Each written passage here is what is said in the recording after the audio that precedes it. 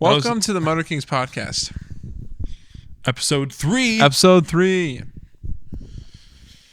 I did want to talk about this eventually. Potential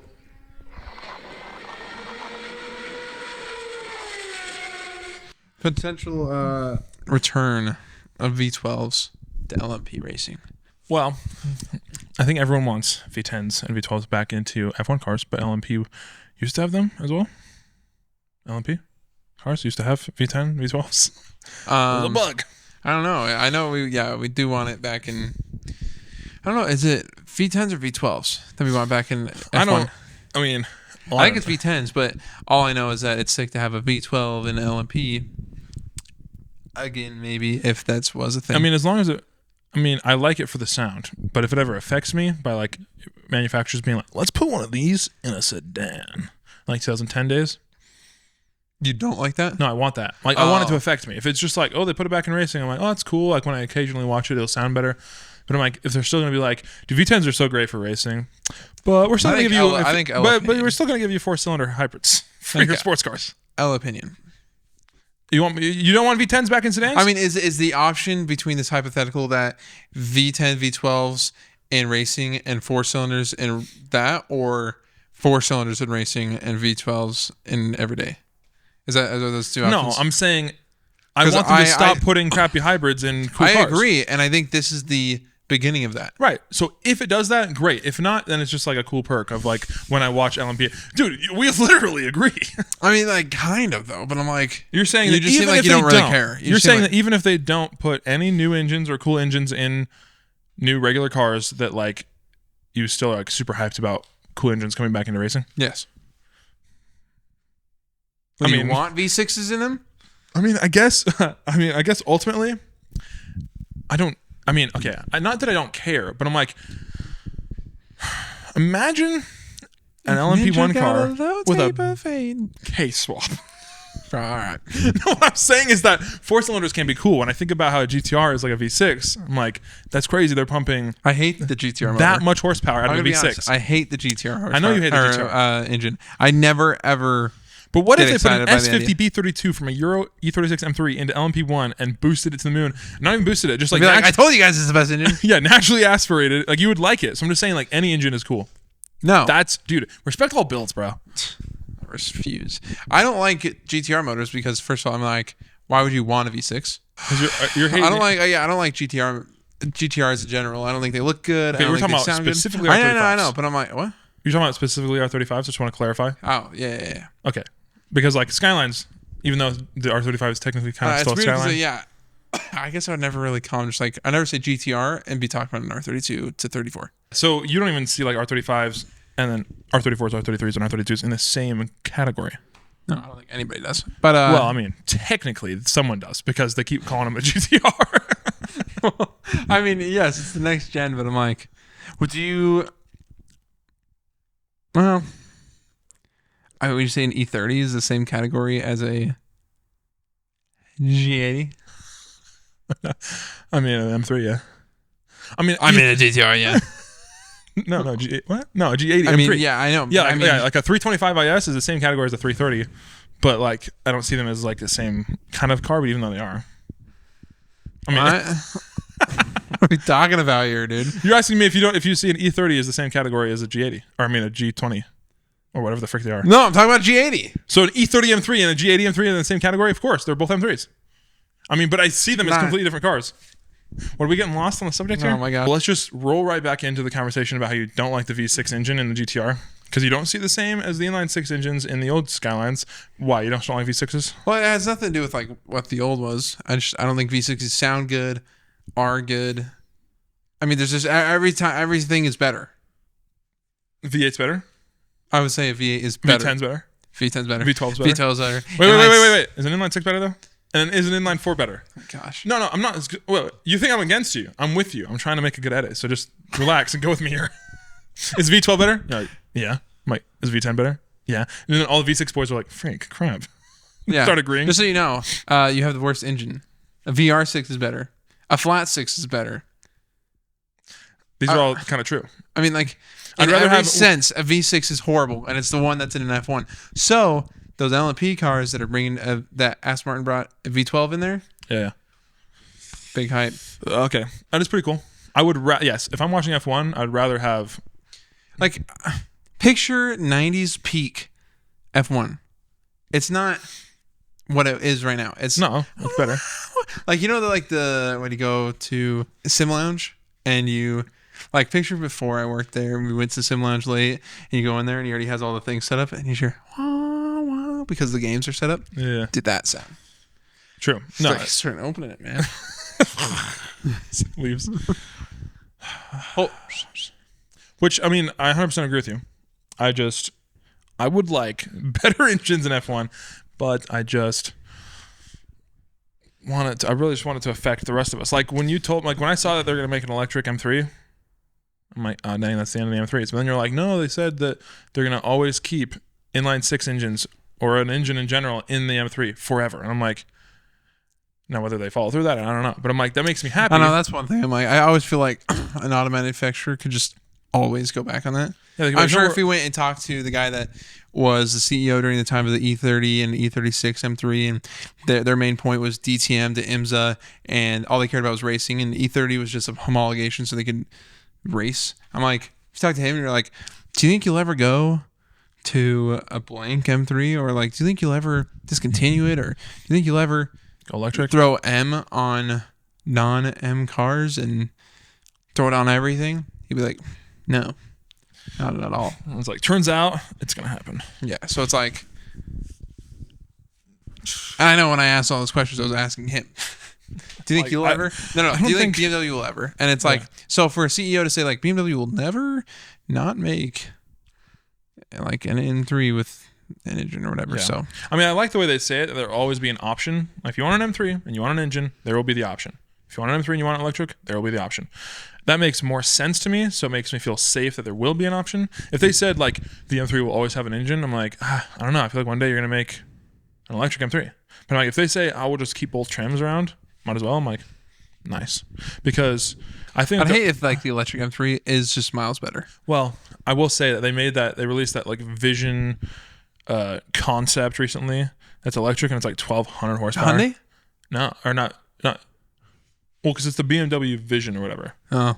Not the N Vision. I don't know. Maybe they're collaborating because they keep calling it Visions. But anyways, it was like the new NEUE, new class, whatever concept. BMW M electric. And yeah, it's like some crazy amount of horsepower, 1,200, 1,500. I'm like, it's hard to compete with that. So, and it's the frustrating thing is like, they can be like, oh yeah, electric car, 1,000 horsepower. I'm like, okay, well the only car that like has 1,000 horsepower that's like a normal car is like the ZR1 Corvette. But then you got guys that are like still beating the Tesla Plaid, launching N quarter mile with like a G8 M3. Now, yes, it's like slightly tuned. Maybe really? That's more. it? Slightly? Right. Well, maybe full bolt. I don't know. I'll have to I think full bolt-ons in a tune. You don't change turbos. You're not opening up the engine, obviously. You're not doing anything big to the transmission besides just like flashing it. I'm like, that I think is a small tune. Yeah. Like, that's something that like anybody can achieve pretty easily. Obviously, it's kind of expensive on these new cars. A downpipe is going to be like, could be like $600, but yeah. Anything that is like underneath the full bolt-ons and tune, anything above that is like not just a simple like tune, whatever. Everything underneath that, I'm like, anyone could do that. Yeah. Because like even like the N54, I feel like there was like 6 items included in full bolt-ons, and it would be like intercooler, downpipes, exhaust, intake, like turbo inlet change sides or whatever. There's like all these things that are regarded as full bolt-ons, and then you have like how much E85 you're running. But I'm like, what's crazy is that the M3s and all the new stuff is like already so beefed up with oil coolers and intercoolers and all this different stuff that it's like, I feel like full bolt-ons is really just like exhaust, intake, tune. I mean, I'm sure it's downpipe. Also intercooler and charge pipe, downpipe, all that stuff. I mean, obviously that, but I'm like, I wonder how much those actually you can gain with like a new intercooler. Like, yeah, I mean, you probably can just push more boost, more PSI. So the fact that the G80 M3 can beat a Plaid is wild. But I'm like, but it's still sad because I'm like, okay, they'll just like make a better Plaid. faster plaid. Well, then we'll make a better M3, faster M3. I know, but like, what's the point of like when it stops? Because I'm just like, I don't know. You might think like, well, never. We'll just keep going. But I'm like, you're telling me that can we go to? Is one day like a Camry's gonna be doing like 0 to 60 in 0.5 seconds? Yeah, not only a Camry. I don't think a Camry like just like every car will be 1,000 horsepower. But I'm like, you know, you get a Camry TRD and it's like, it's a normal car with a decent trim and it's. I mean, how fast are those 0 to 60? 4.5 seconds. Yeah, but like, dude, 4.5. I feel like back in the day, it was. Oh, yeah, like, that's what I'm saying. I'm like, dude, that used to be fast. That used to be way fast, especially like compared to 90s. But even just like 15 years ago, like, yeah, if a car was like less than 5 seconds, you're like, dang, that's a sports car. And then the really sports cars were only hitting like 3.5. It was only a second difference. Now it's like every car does less than 3 seconds. Well, I'm pretty sure when the E36 M3 like came out, it's like fastest 0 to 60, like for a certain like demographic type thing of like car. And it's just like it was 5.5 seconds or whatever, and I'm just like, okay. Well, remember when it was like, oh, the fastest accelerating car ever, and it was like some 911 or some Ferrari, and it's like not that fast. I have zero facts about this point. But like, I just pull up the facts. Pull up the. But I'm like, yeah, there was some car that achieved like the fastest acceleration like in the late 80s or early 90s, and I'm like, dang, they were slow back then. Because even like big Mustangs and big, you know, like everything was slow. Even like Lamborghinis. Like it's weird that like because this is for sure the Euro E36 M3 was the highest horsepower per liter. Yeah, it was like 3.2. It was over 100. Wait, no. Naturally aspirated, I think is what it was. Oh, okay. And then the S54 was like the highest horsepower per cylinder. Which is wild because it's like not that much 300 horsepower. Yeah, I'm like, but days, then you go get but like that's the thing is the Gallardo was what 450 horsepower, but it had a V10 in it. And I'm like, oh, that's probably why. It's because right, it had so many cylinders and so many liters. But these days, it's like I feel like 300 is like the mark for like fast car. Camry TRD has around 300. It's like Ford Focus RS around 300, N54 around 300. That's why I'm super happy that mine's 30 years old and it has that. Not true. Yours is 30 years old and has that. But I feel like it's starting to go to 400. M340i. Yeah, I agree. 387. I'm like, well, yeah, we're looking at the X3 M40i. Yeah. And it's like, yeah, 380 horsepower, which I never look at with the modern, turbo engine. You're just like, I'm never really look at that. Obviously, I'm going to throw a downpipe and a tune on it. Yeah, even if you don't throw a downpipe and a tune on it, it's like you dyno it and it's like 360 to the wheel. And I know, like, that's the thing. It's not. So you do the 15% stock loss and like crank is like 425. Yeah. So that's the crazy thing is like that's fast. Like a $29,000 SUV that's like it's an M40i, so it's supposed to be sporty. I get that, but I'm like, that's sick. And 100%. It's not very heavy. So yeah, dude. Honestly, like just the knowledge of engines and tuning the engines and what the engines are doing, like the configuration, whether it's a turbo or whether it's naturally aspirated, just opens up the world of like what cars can be cool. Because like when you're young and you're like, psh, it's not an M, because you don't know that there's a fast engine in like the 330. Yeah. You know what I mean? Like you don't know these things, and so you don't think it's fast. And even now, it's like, man, the A4s. I used to make fun of A4s so hard, but I'm like, geez, being big turbo, some bolt-ons on an E888 or whatever, EA888. I'm like, what, 400 horsepower? I'm like, those are fast. Yeah. So no, it's like every car can be cool these days. I feel like, which is nice. I also feel like you realize which ones aren't cool. Like M40i, but if somebody wants to get the X5 M50i, they're like, oh, that's like kind of the same thing. It's like right below the M. It's like you're getting an N63, dude. Like, and that's the crazy thing is like brutal. I would much rather have the non-M Sport 40i. Get the B58 just like you would have. Oh. Well, and this is the crazy part is like, this is where the knowledge of engines like comes in handy, because most people are going to look at an X3 M40i and be like, okay, so single turbo inline six, and they're going to go X5 M50i, and they're going to be like twin turbo V8. Like that's way better, because they don't do like the engine code on the BMW website. They buy it and they say the horsepower numbers and it's higher, but it's like, dude, I'm pretty sure that with like similar bolt-ons that the B58 can be pushed just as high, if not higher, than the N63, and the N63 is not going to be nearly as reliable as the B58. Now, this is a completely different story when we start getting into the X5 M60i these days. Like the newest, like 2024 on. What engine is going to be in the 60i? It's 68. Oh, so there's not a X5M? There is. Has the S68 too. It's just detuned for the M60i. So now that's the move.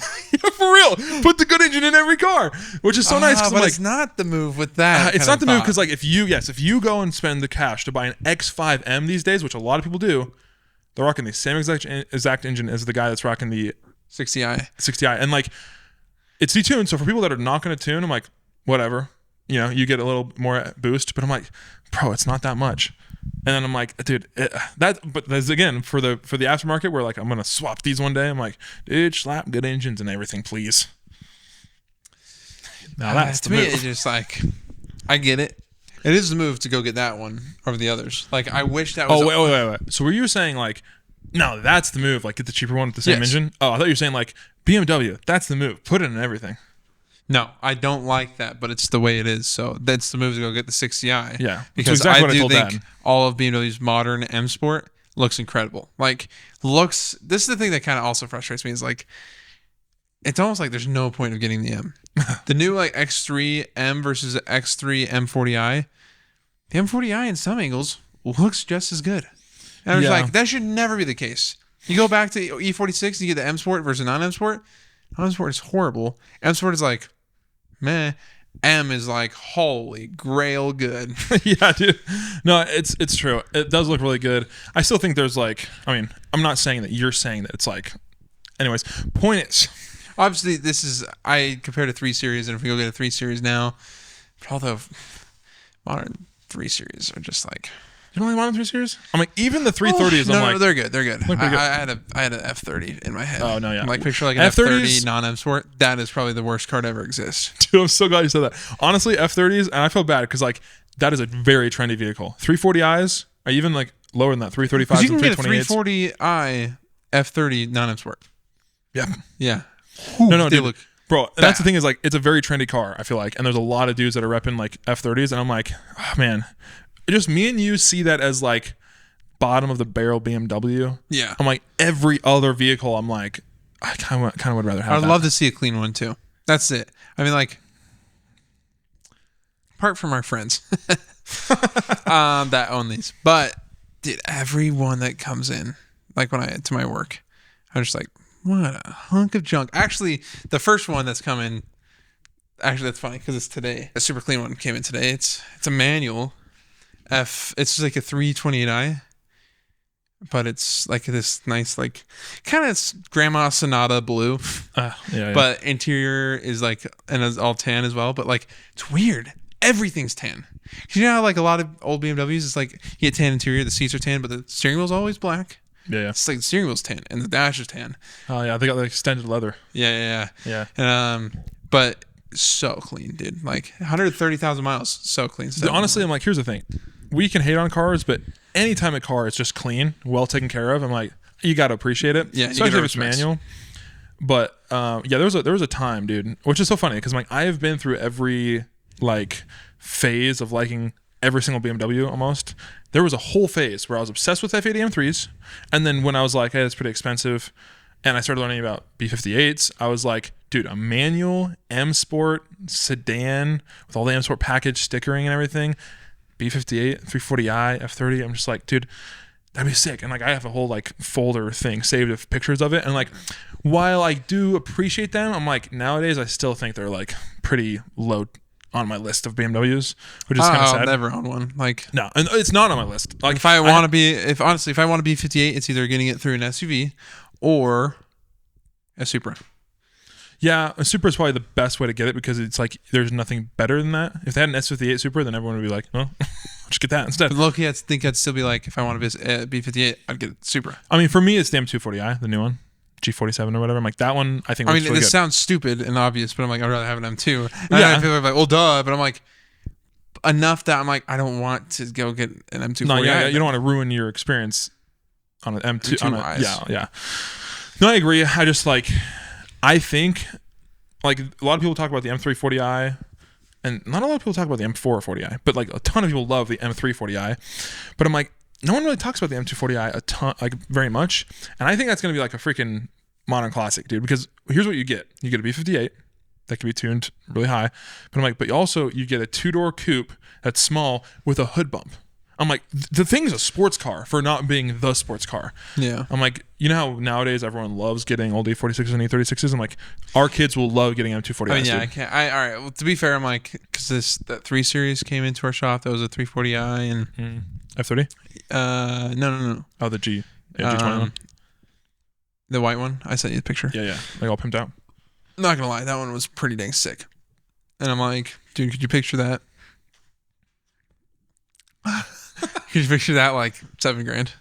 Oh, like I don't know if it'll ever really get to that point. Well, that's the thing is like I hope the prices just go like they've always been, where like because here's the thing, in the 90s you had a car that cost $15,000 and eventually was like 5 years later it was like $1,000, right? Civics and Integras and stuff, and even BMWs, people are getting them really cheap in the mid 2000s, and then even nowadays I'm like, you can get a 2005 or a 2015 for very cheap.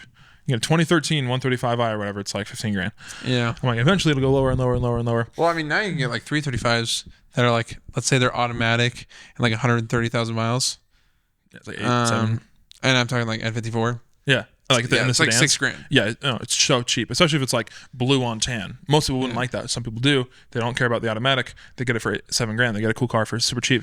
But I'm like, really, I think the horrible reliability when it comes to that point. I'm like, that sounds rough. But no, it does sound really rough. But I'm like, in the future, dude, if M340s and M240s are all just like 15 less, I'm like, and like honestly, F30s and F20s, F20?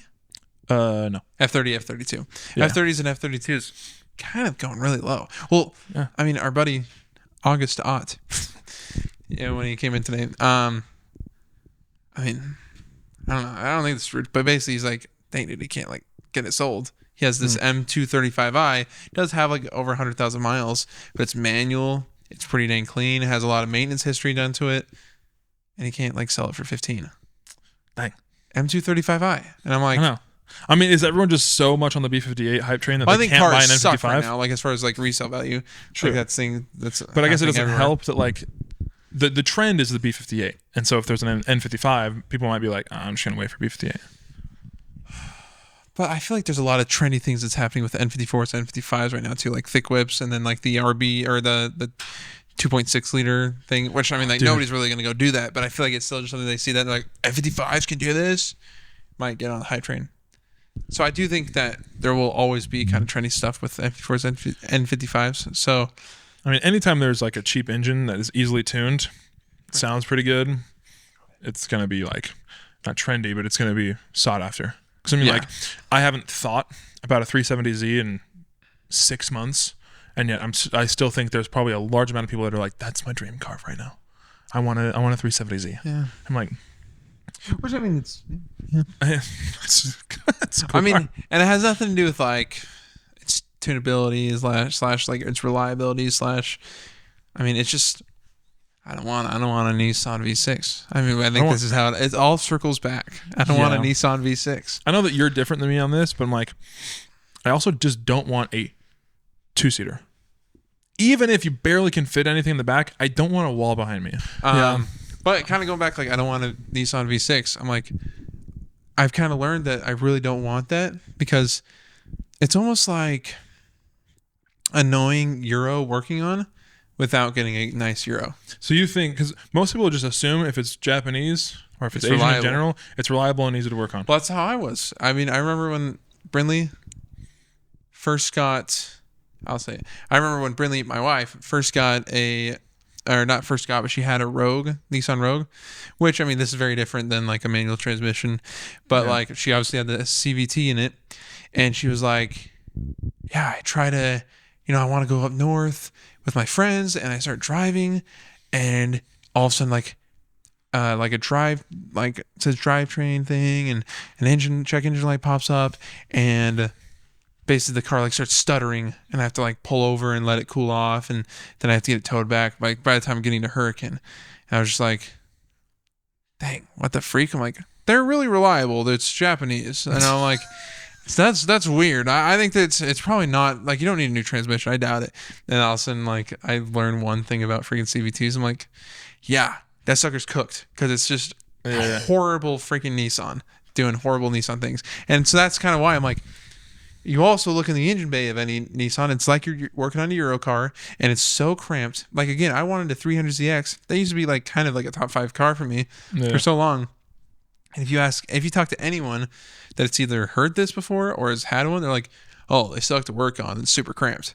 I'm just like, oh, man, that doesn't make me want that. And then I also like look at the weight. It's like kind of freaking heavy. I'm like, okay, I don't. And the thing is, I have a ton to learn because like I can sit here all day and talk about Honda engines and BMW engines, and I know a lot about them.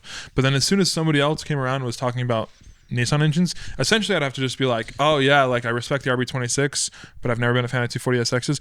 Other than that, I mean, I guess the freaking VQ, but I'm like, other than that, I just don't know about Nissan, and there's not any cars that are really like calling me to get into Nissan. The only ones is like if one day I import an R33, or if one day I'm like, I've gone down my list of collectible cars that I've gotten, I'm gonna buy an R35 now. It's just really far down. Yeah, I mean, or if some reason like I'm like, I want another car and I want something Japanese, and like I just happen to get on Facebook Marketplace at the right time and see like just a minty 240, then I'll be like, but not a minty 240 like expensive. I'm talking like someone's I found the grandpa find. Yeah. Unless the new barnyard. I basically have to find one of those for me to ever get into Nissan. Yeah. But here's the thing, like Moog on Mighty Car Mods loves Nissan. That is like his main thing. Yeah. And the other Marty loves Subaru. Interesting. And those are the ones we don't touch. We like Toyota and Honda.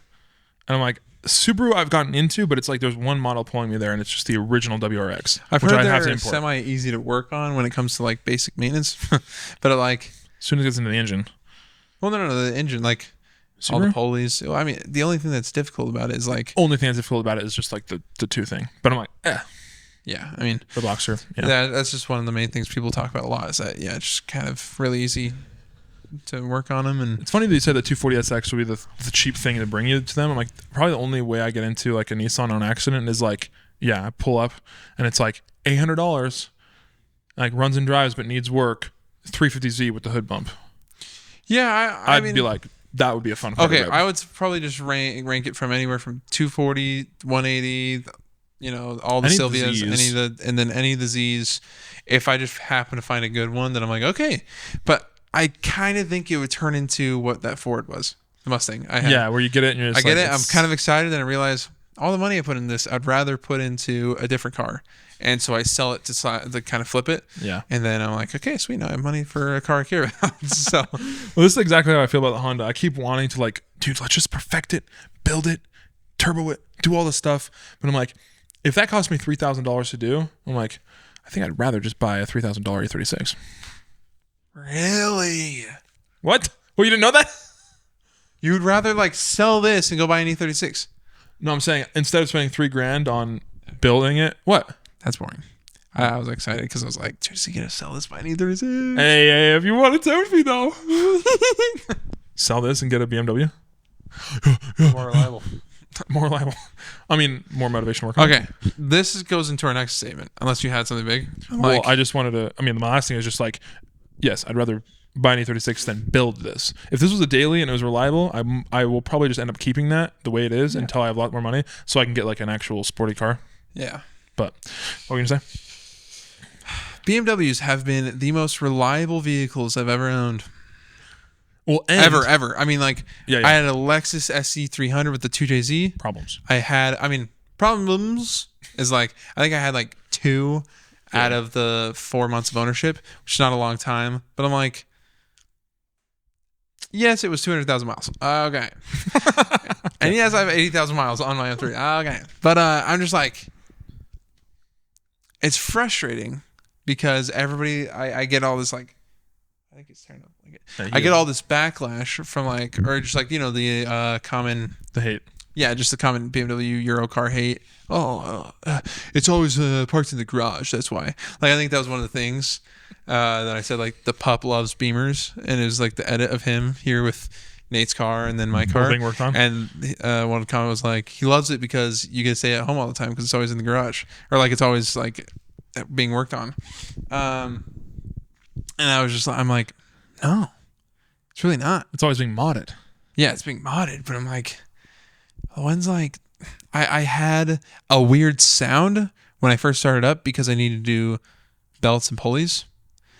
That's every car ever, and I let it. They were probably original, so that's how it is. And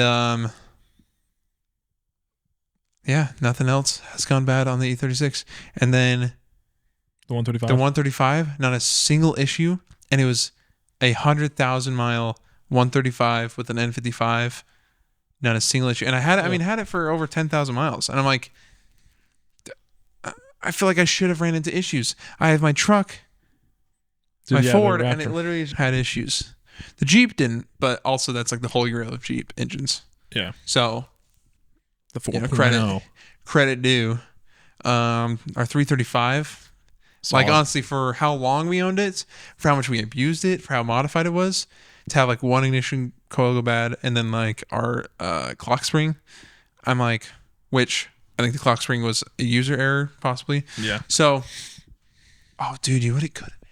What? I wonder when you were hitting to get the wheel off, if like that jerking of the steering column, moving the wheel, could have just broken the. Honestly, because I was slacking. I was hitting it so hard. It had a wheel lock on.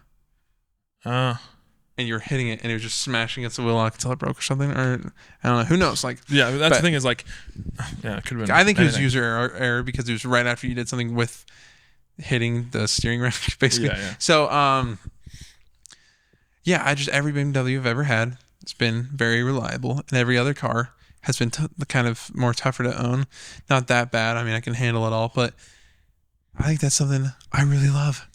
But I mean, also the tough thing is like it's always kind of older BMWs, but still. But okay, you've experienced older BMWs and they've all been fine, and we've experienced some mid BMWs that are like 2008, 2010ish, and they've been fine. I'm like, and now you've got the latest BMWs, the B48 and the B58 engines, like top of all these websites, like most reliable cars, the BMW 3 Series. It's always up there. I'm like, we're wanting to buy a X3 M40i, the B58, so it's like I'm getting that because I work at a Euro shop, and we never have B58s in there because of issues. Everything other than that, like before that, we'll have BMWs come in. Obviously, we'll have Mercedes, Audis. We'll have everything come in.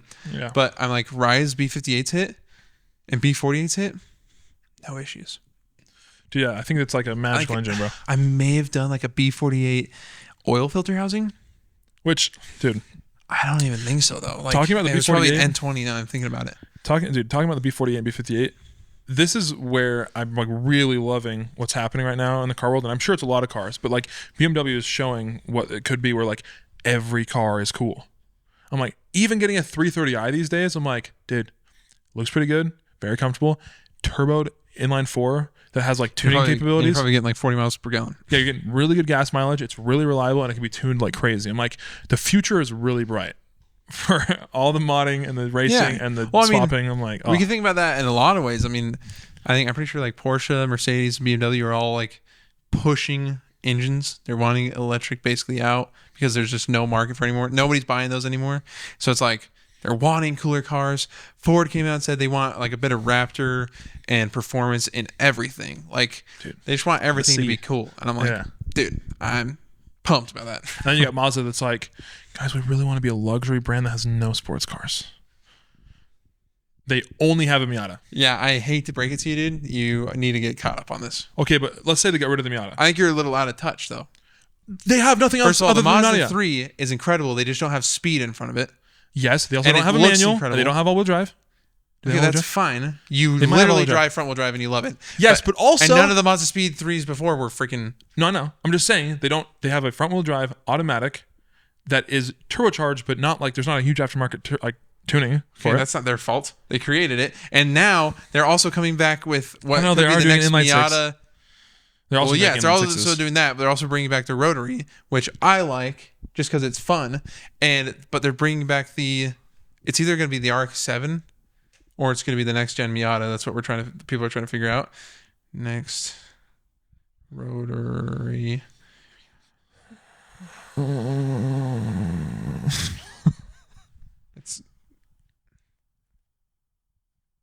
I did hear about this. It has pop-ups.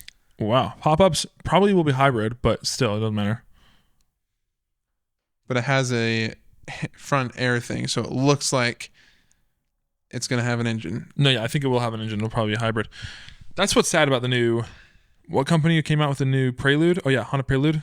Isn't it electric? What company came out with another Prelude? No, the probably new... be Honda. Oh, okay. I said, what company came out with that new electric sports car? That's what I meant to say. You said Prelude, but okay. All right. Yeah, but then I said, oh, the Prelude, Honda Prelude. I mean, Toyota's coming out with, I think, a couple of like bringing back ones. Yeah. Celica, MR2. MR2. Please don't be electric. And then Honda's, but I'm pretty sure Honda's like Prelude is gonna suck. I've heard bad things. It looks really cool, but it's gonna be an electric. Oh, that's what it is. Okay. Yeah. So okay, I get the Mazda's got some stuff coming up the pipeline. And I don't know why you would take. I mean, and Mazda's like insanely reliable right now. So I'm like, back off, buddy. Well, here's the thing. First, I just kept wanting them to bring back speed stuff. Mazda Speed? I mean... But they don't have a luxury brand. They don't own a luxury brand like everyone else. So they're trying to be the luxury brand. Yeah. And I'm like, but I feel like it's changing because you look at like the Mazda 690 a few years ago, it's like luxury, smooth. The latest ones got the kind of the black around it, really aggressive. I'm like, now it's more like sporty off-roady. I'm like... Oh, are they changing things up? I don't know. They can't. And I feel like they just can't figure out what they want to do. But I'm like, hopefully it's good. All I know is that they're really reliable. Like the CXs are all really, really reliable, and they're nice. I mean, that's the thing. I'm like, BMW's luxury and sporty. I mean, you can be luxury and sporty. I mean, they're trying to be a Japanese BMW to Gabe. Well, they got to come out with some really good stuff to live up to that name. Yeah, I know. Here's the thing, though. Okay, Hyundai, Kia, Genesis. They got their sporty stuff. Kia Stinger, all the Hyundai N's. Mazda is coming up with sporty stuff. Nissan's got sporty stuff. Everyone's got sporty stuff. Is there a brand out there that doesn't have like a sporty car or a Buick? True. I mean, Buick. Let's name the rest. I think Dodge is getting close, but now they have their Charger. The thing about bringing back they're sucky, but they Steve and Wade got their Charger electric. Yeah. Not Daytona, but like I know what you're talking about. Looks like a Challenger, but it's a Charger EV. Okay, so Dodge is going the direction of no sporty because they're getting rid of all the Hellcat stuff. But because Stellantis is just being like freaking the new CEO, I think, of Dodge is like, bring back the Hemi. Oh, please. Okay, so we're in a decent direction with that. But yeah, I would like to point out all the brands that don't do cool stuff. Subaru's doing cool stuff. I mean, their WRX is hanging on by a thread, in my opinion. But at least they do off-road stuff. Yeah, the new Subaru WRX is...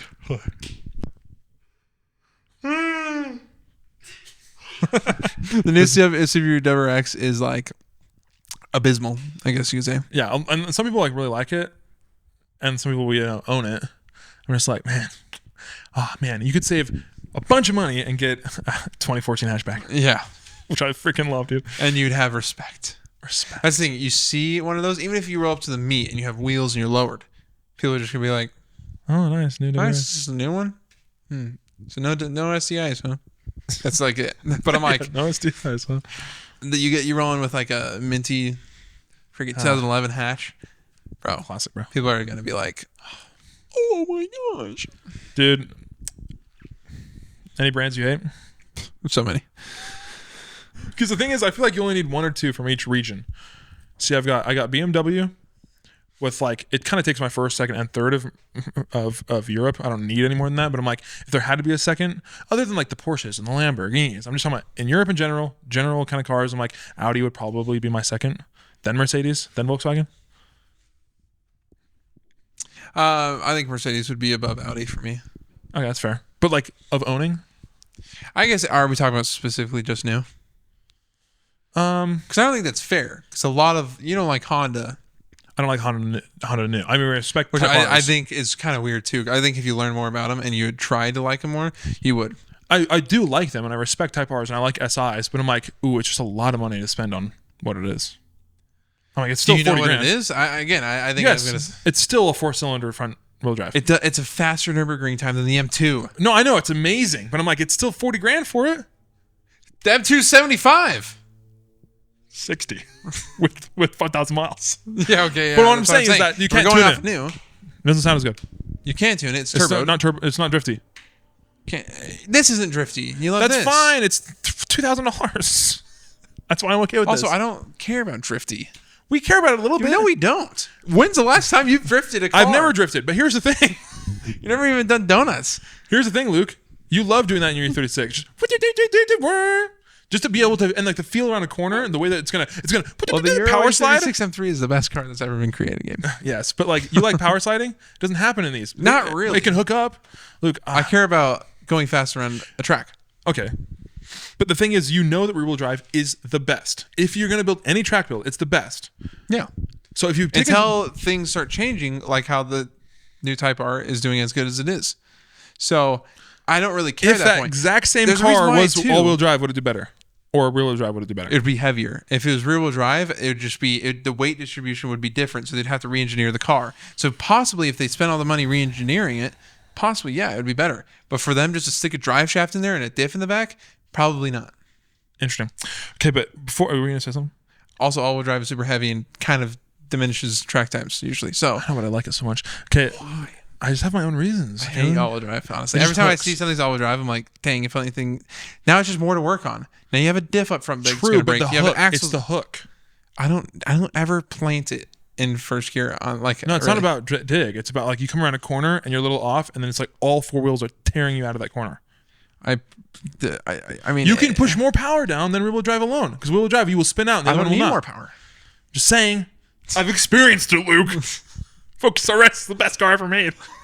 It's always gonna come back to that because it blew my mind. It changed my life. I think if you drove one now, you'd be like, "That's cool, dude." Yeah. I don't know, dude. I think if you had a friend that was like, "Dude, rip it," I feel like you'd be like, no, but yeah. Bro, No, I think that you would really enjoy the Focus RS. All-wheel drive is pretty cool. It feels good. I don't know. I mean, yes, I'm not going to argue that it doesn't feel good because like the 335 felt amazing for sure, and it was an XI. So I'm like, would I ever really want to work on it? Heck no. But also think about like Audis in rally, and then when I showed you that one video of the Colin McRae WRX and the way like if I have a rally car, yes, I would. Yeah, I just imagine like if you like go off a little bit of a bump where you're like kind of like shaky around a corner, and then when it lands, all four just like rips it out. I'm like, rear-wheel drive would just kind of like it would slide more, and front-wheel drive wouldn't hook as much. So I'm like, I agree in off-road circumstances to have all-wheel drive, but or even on-road rally style. Any rally circumstance, all-wheel drive is better. I'm not arguing with that. I think it's more of the everything else in life. It's more gas. It's more horsepower loss. It's more stuff to break and to wear down. It's more difficult to do things like an oil pan on. Okay, it's so, like because I agree that like rear-wheel drive does better track times, but I would like to know apples to apples, same car, but not the best of best cars, just like a normal sports car. For example, what is the M4 competition Nürburgring time, and what is the M4 competition X-Drive Nürburgring lap time? Because I feel like X-Drive is going to be faster, considering that the M4 CS is faster. That's why I think all-wheel drive in the regular world, 500, 600 horsepower, is faster. Once you get up to like super crazy track car with tons of aero, rear-wheel drive will be faster. But then I'm like, if you get that exact same car, put all-wheel drive on it, and then raise the horsepower to where the horsepower to wheel is the exact same as the rear-wheel drive, then is it faster? It's like, if it's apples to apples with everything across the board, and the only thing that's changing is that there's more wheels putting down power, I'm like, which one's faster? It's hard to compare. Yeah, it is hard to compare. I like to see that. Because, yeah, you're right. The drivetrain loss, the weight, but it's like, if you did more weight on the all-wheel drive, like if you did more weight reduction on the all-wheel drive, so that the all-wheel drive and the rear-wheel drive were the exact same weight, and then more power. No. Well, duh. Right. So and if you added power, but like, you're telling me that it sounds dumb, but I'm like, okay. So the benefit is not that only the rear wheels spinning is faster. The benefit is less weight and less drivetrain loss. So if I got an all-wheel drive car and did more weight reduction, and then tuned it a little bit higher than I would have, then that would be a better car. Potentially, I don't know. I'd have to see that. I would like to see that. I just think that is there a single sub-7 all-wheel drive car? They haven't tried. I think they've tried a whole lot. Please. I mean, well, I think they've tried with every single all-wheel drive car that they want in Nürburgring time on. All right, we're telling me the SVJ is not all-wheel drive? It probably is. I don't think there's any. I feel like SVJs. I mean, I feel like Aventadors are usually all-wheel drive, but that doesn't mean this one. I think like all Lamborghinis are all-wheel drive because of Audi. That's at 644. Huracan Performante is at 652. I guess I forgot about Lamborghinis. What about the AMG GT Black Series? It has 4MATIC Plus on some models. 4MATIC? That's Mercedes all drive. Yes, I know. Did you know that? Oh, Luke. It's all drive. Well, the 63S, 63 Pro, this GT63, and the GT55 are all all-wheel drive. The only one rear-wheel drive is a GT43. That's lame. Oh, did you know I worked on a GT53? Really? Are they sick? Newer one? Yeah. How are they? It's pretty cool. That's pretty cool. I mean, I put my pedal down when I was test driving it, and I was like, see, that's, I mean, I kind of hate modern turbo cars sometimes. Just because of that, even though we just talked about like modern turbo cars, but I'm like, they all feel the exact same. Every single one feels soulless and the exact same. Soulless though, dude? Put your pedal down. Oh, okay. Park that sucker. I never want to drive that again. Dude, yours just feels like I go hop into 3. I'm finally getting speed because I'm at high RPMs.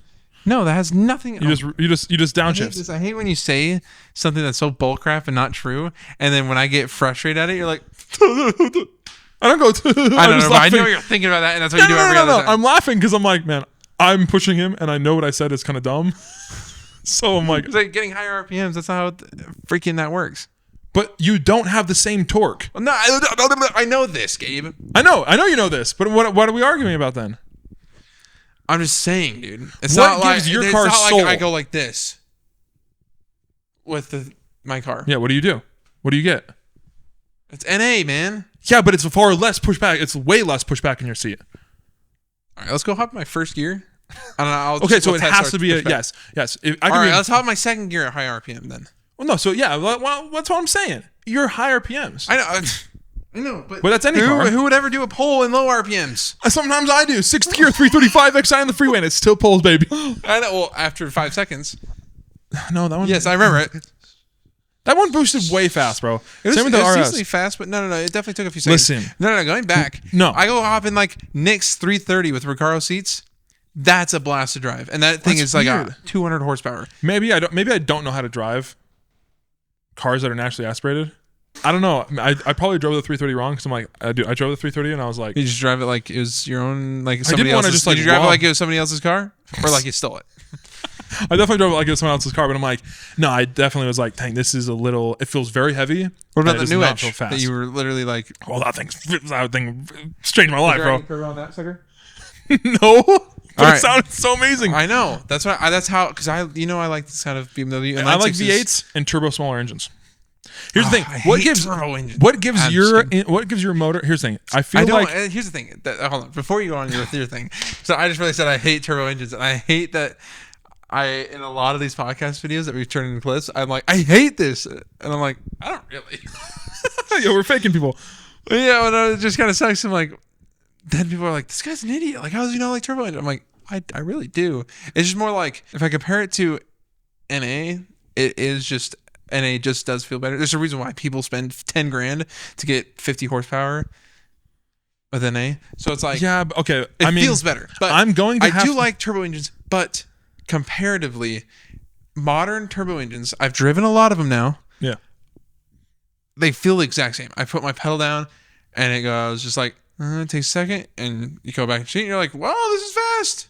But like, it's almost like. Did you drive it like you stole it, or did you drive it like it's someone else's car? Well, definitely I drove this like it was someone else's car because I'm test driving it for work. That's what's hard. I'm like, I want to just. This is why I just want a collection, bro. I just want to be like, I am so familiar with every one of these cars, and it's a range of different engines and configurations and sizes. Because I'm like, I want to know the difference. Because for me, I'm like, what makes your fast inline six naturally aspirated so full, and then a B58 soulless just because it's got turbos? I'm like, what makes it so different? And I'm like, because I look back at my favorite cars that like changed my life, and I'm like, man, LS Swap E36 did it, New Edge Mustang did it, which usually you look at those and you're like, they look kind of slow. I'm like, but it did it. I'm like, Focus RS did it, 335 XI did it, and same thing with Civics. These did it. So I'm like, I've got a naturally aspirated 4-cylinder, a naturally turbo 6-cylinder, a turbo 4-cylinder. I got a naturally aspirated V8. I think this is where you have to find what cars truly have soul, because it does matter. Yeah, I actually think a lot, not every turbo modern car, but a lot of turbo modern cars lack soul because it's going for comfort, not raw driving. It's going for easy, economical power, not a exciting amount of power. So it's like, and it's not an amount of power. It's just, it's not something that's like they're doing this for the sake of like the love of driving. Food and fahren. You know what I'm saying? Fruit and fahren. So no, they don't. Yeah. I think that's what you got to find. Because again, I mean, like we talked about this, which I kind of want to talk about more later on a different podcast. But I'm like, the F80, I drove one and I kind of drove it pretty hard. It's just a bummer and a half. Oh, and this is okay. And one of my last things, I'm like, you drove the F80, which is an F generation chassis, and I'm like, out of every car that I've owned, I'm like, the M6 competition, 600 horsepower, rear-wheel drive, F13 or whatever, I'm like, was probably I had the least amount of moments of excitement in that car, even though it was the fastest and the most crazy. I'm like, the only times that I got excited were when like I needed to pass someone to go on the freeway, and I didn't think about where to downshift or where to put my power. I just pushed the button at the end of the pedal, and it kicked in and it hooked, and like I took off like a rocket. Those moments I was like, this thing is crazy. But I'm like, but when I controlled it and I tried to go around corners and I tried to have fun, like staying in second gear or third gear, I'm like, honestly, I'm like, it wasn't that good. It did not feel very tracky. It rolled around corners and it was uncomfortable. It's just too fast. Because every time I drove it, obviously I'm like being careful because it's not mine. I'm like, dude, if anything happened while I'm driving this, suck that Gabe got this fixed and I broke it. But I'm like, I would, and like if you try to stay into gear and like push it down, I'm like, what am I gonna go 140 around this corner, dude? It's too fast. It's too fast. And that's the thing is like, a 600 horsepower car is only like, can only be utilized in track if you have like tons of aero. Like we're talking GT3. If you can be a GT4 or a GT3 style of car and have 600 horsepower, it's exactly why GT3 cars aren't 1,000 horsepower vehicles. They're like 550. You would not be able to do anything. Yeah, they're 550. And like, that's the thing is, it's too much. When I come around the corner in the Civic and I just like ring out the gears and it's fun and I'm laughing, I'm like, that's great. But yeah, third gear in the M6 and I'm like, okay, we'll have to stop at 4,000 RPMs because I'm already at 100. Which is kind of like a good thing, but not at the same time. If you only want straight line speed, get something fast. I'm like, but I don't know. I mean, maybe this conversation alone is changing me because I love B58s and S58s, but I'm like, and I'm always like, you can tune them so high. And I'm like, if I got an S58 M2, would I want to do that? Or why don't I just do aero and just keep it almost like stock, knowing that it'll never blow because it can hold so much and pushing it all the time? That'd feel pretty good. That's kind of why I'm excited for the X3 because I'm like, B58 and that, all you would ever do is kind of just like putting your pedal down after a red light. Yeah. I'm not taking that thing to the track. I'm not going to go canyon cruising in that. Yeah. So that's why I do like the idea of a B58 in that. Not really in much else. Because again, I'm not really going to want to tune it that high. Well, that's what's funny is like I respect the engine B58 more than the cars the B58 comes in. I'm excited to one day swap the B58 into light chassis that are older that like don't have an engine I really want to care about. And I would do like such a light amount of tuning that I'm like, yeah, I'm making like 400 wheel. Yeah, just enough to make the torque and the horsepower kind of even and like feel good and like fast do like turbo gear spool tuning instead of that's the thing is I want to keep it simple, and then but like I don't really want any of the cars that the B58 comes. That would be sick. Is to eventually throw an S58 into a manual transmission. That the manual transmission's good because everybody talks about how don't get a G80 or a G87 manual because it's offered in it and feels like you're driving a manual, but it's not like tuned right. Like the car really feels best in DC or in the automatic because of the gear ratio. Yeah. And I'm like, okay, so let me go pop that engine out of those suckers and throw it in something and attach it to a transmission that is suitable for it. Well, this is the fun part of it, dude. Oh, dude, dog box, dude. The thing is like, it makes me think like, what about like the M4 GT3s? Yeah, like what do they have in them? I mean, obviously it's still DCT, it's automatic, but I'm like, is it DCT? Is it the 8-speed? Is it a sequential? It sounds like a sequential like straight cut gears. I'm guessing but it's that. It's still paddles. Yeah, no, that's never going to be that. It's paddles. Shift the gears, bro. No, I was gonna say that's what I love about the Hondas is like a lot of dudes in the Honda world, they'll get different engines for different torques and horsepowers, and then they'll swap it with certain transmissions for shorter or longer gear ratios. I'm like, that's sick. To be able to do that in the Beamer world, I wonder if you can kind of swap. Yeah, dude. Imagine like an E90 M3 6-speed. Yeah, dude. Well, we should look at the gear ratios, and then how do you swap the gear ratios? Build it out. Yeah, I'm saying like you get different like gearing in the you rebuild it out. That'd be sick. But I was gonna say, what if Honda transmission onto a BMW motor? GSR tranny onto a V58.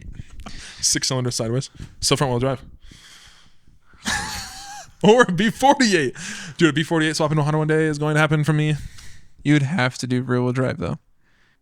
Even better. Because it's kind of like when people do like K20s in an E30. It's always rear wheel drive still. Yeah, true, it's like swapped. Dude, that's such a cool look when I see a Honda engine and it's faced. Yeah. 100%. Dude, I love S2000s. I love S2000s. Yeah. F. Serious. F20C. Yeah, so basically that's where I stand at. I like soulful cars. Call me crazy. It's pretty obvious which ones are soulful. My E36. Yeah, it's you.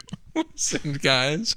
Have you driven one? No? All right, all the people that said, hey, have you driven an F80? Yes, I have. And have you driven a Euro E36 M3? No, you haven't. Probably not. I almost can guarantee. Okay, one thing I want to drive really bad and drive it like I stole it type thing is an E46 M3.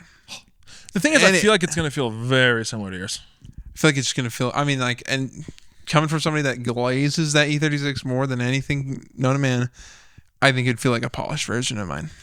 Well, here's the thing. You know what I'll say? But mine feels more raw. Here's the sad truth of my history in being inexperienced with cars is I own a Focus RS. Listen to this. I know. I own a Focus RS. I bought it for a lot of money, and I love that car. Going around corners, hooking up, power sliding, the way it drove, I was like, I'm in love with this car. I go find a 100,000 mile black on black manual E46 M3 for $10,000. I probably could have like 2017. Yeah, I probably could have been like, I'll give you 9,000. And the dealer guy was so chill about it. He would probably be like, oh sure. He probably didn't even care because he was just like, yeah, take the keys, go. And so I took it for a dealer, or was it you went to a guy's It was one house? of those like used. No, it's a dealer. Used car lots that are really really small. Yeah. God, you could have financed it too. I know. He probably had in-house financing that was easy. I took it for a test drive. And no, I didn't drive it like I stole it, rolling through the gears all the way to 8,000 RPMs because I didn't know about it. Yeah. But I will say, the time that I was like just like rolling through the gears through 3,000 or 4,000 RPMs, I was like, man, this thing's like not that fast or cool or good feeling. And the problem I think I had was like, the steering in BMWs is always like, I don't care what BMW it is, it feels so much heavier. Like pulling it around, it feels heavy, but it's like kind of a good heavy, sporty heavy. Focus RS was way easier to like just whip around. And then obviously the torque of a turbo, I'm like, it didn't have any of that. So I'm just like, yeah, you're probably like, you're probably half throttle climbing up to 4,000 and shifting. And I'm like, it's not how you drive that car. You need to pedal down Yeah. all the way to 8,200. Yeah, that's the thing. Is like because of that experience, I was you literally hit like probably half RPMs. 100%. No, I did not push it, and like because of that, I was like, man, it's heavy feeling, slow. I'm like, I don't want this. And I'm not hooking with all-wheel drive. Yeah, I keep sliding around. So I think what's decided now is that you're gonna buy an 846 M3. Here's what's gonna happen: Civic fixed. E36 325 IS turbo, 135i. No.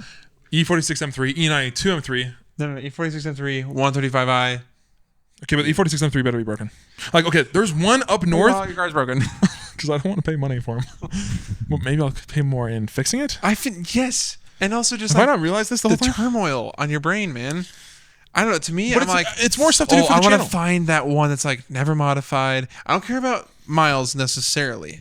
Yeah. Sometimes I do. So I think E46, I would care about miles just because I'm like, probably just because of bearings, but also I would want to try to push NA power. Yeah. And it would be nice to kind of have a earlier, like, less mileage, less abused engine. But yeah, just one that's like not modified, not crapped through. I don't have to swap anything. Has the roof I want. Oh, yeah. I do want that too. I wouldn't just be like whatever crappiest E46 I can get. But it's just like, man, non-modified, clean, well taken care of E46 M3s are all just like way too expensive for my taste. I don't want a freaking $500 payment. But I think it's going down. 30-year-old car. And yeah, if it's going down, there's a low mileage, like not like under 100,000, but like a lower mileage Laguna Seca, which I know you don't care about. I like it. Laguna Seca Blue, E46 M3 right now, manual, like slick top, and it's got like I think it's going for like 20. That is better. 20's not bad because back in the day I was going to get a 335 IS. Think about a black because Laguna Seca Blues go for more. A black manual sunroof. I don't know if you care about that. But I'm honestly when it comes to like those kind of cars where it's like they didn't come with a carbon fiber roof, I think slick tops are dope. But like I know we think it's really hard, but because of our plans for the future, I'm like I legit will swap to carbon fiber one day. So for me, I'm like for the time being, having the moonroof be able to poke up so it looks good in pictures, I'm honestly okay with because by the time you can get a good deal, by the time I get go to track it anyways, I would want to do a carbon fiber swap anyways for the whole roof. And E46s I think are easier than E36 to swap carbon fiber. But I was gonna say 20,000 is good. Because back in the day, I was going to buy a 335 IS, and they were like 18, 19, 20, and I was like, hey, that ain't bad. I can do that, you know?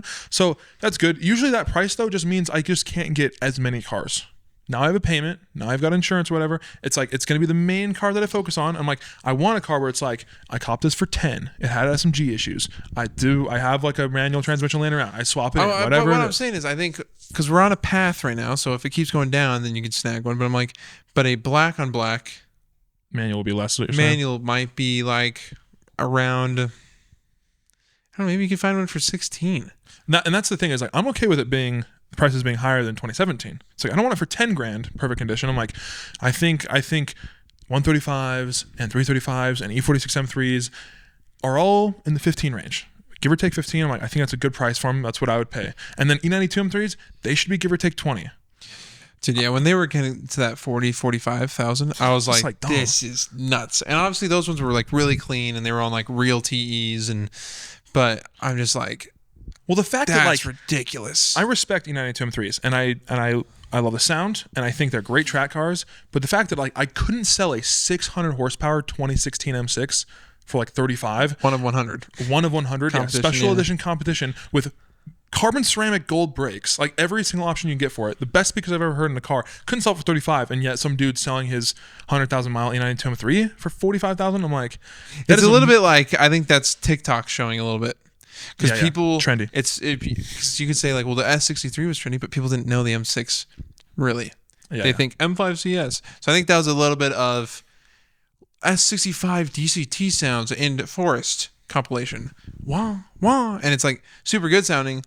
You freaking bumped them up to 40,000. Way to go, guys. Yeah. So, dude, even though I kind of got screwed over in my M6 purchase, I'm like, and I think the S63s are cool engines, but I'm not like, they're the best ever. I think I kind of like, But, dude, I'm excited for the future when people still don't catch on. The F10 and M6s or F10 M5s and F13 M6s are kind of like, this is kind of just like a little brother to the M5 CS. All you trendy people out there, I'm like, the day that those are like just like, dude, 11 grand or even less, like a broken one. It's possible. Well, I'm just saying, like right now, Copart, it's because like they have issues. I mean, it's definitely possible because I mean, like M5s are like I saw one today for like 8 grand. It was pretty like messed up, but it was running and driving. Yeah, dude. The fact that a 600 horsepower twin turbo V8 is in the same range of price as a 135. I know. I'm just like, dude. I'm just excited for the future because things are gonna be so cheap for so much. Yeah.